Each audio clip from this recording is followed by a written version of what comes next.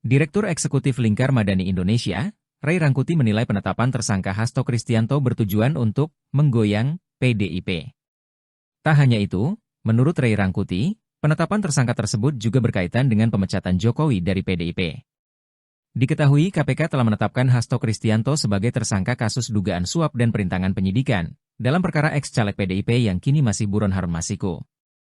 Kasus yang segera harus ditangani tersebut menurut Ray Rangkuti adalah kasus CSR BI, Blok Medan dan Sahbirin Nur.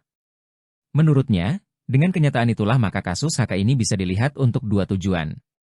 Kasus HK, kata Ray, baik dari segi kasus, kerugian, waktu dan aktor sudah tidak banyak urgensinya.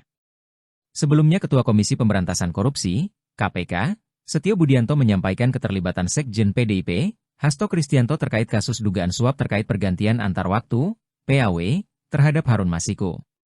Mulanya, Setio menyebut Hasto bersama dengan Harun Masiku memberikan suap kepada ex-komisioner Komisi Pemilihan Umum, KPU, Wahyu Setiawan terkait Pileg 2019 lalu.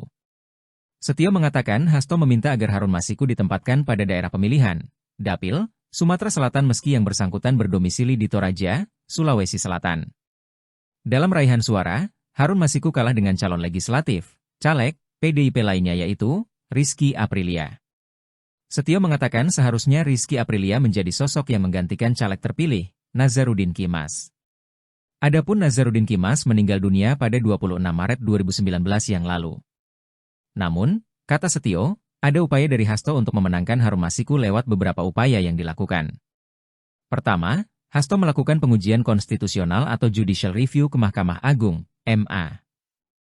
Setelah dikabulkan, ternyata KPU tidak melaksanakan terkait putusan judicial review Hasto yang dikabulkan oleh MA.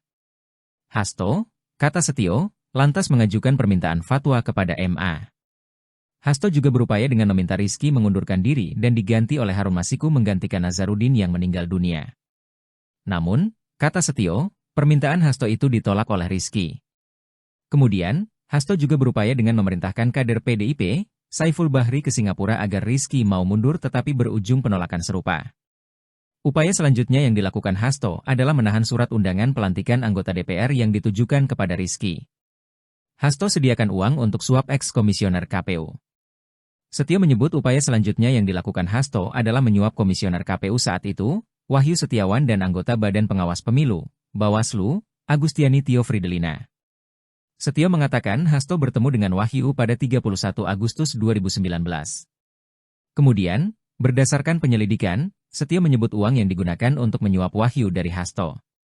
Hasto juga memiliki peran mengendalikan DTI untuk menyusun kajian hukum pelaksanaan putusan MA dan surat pelaksanaan fatwa MA kepada KPU. Selain itu, Hasto juga meminta DTI untuk melobi anggota KPU agar bisa menetapkan Harun Masiku sebagai anggota DPR.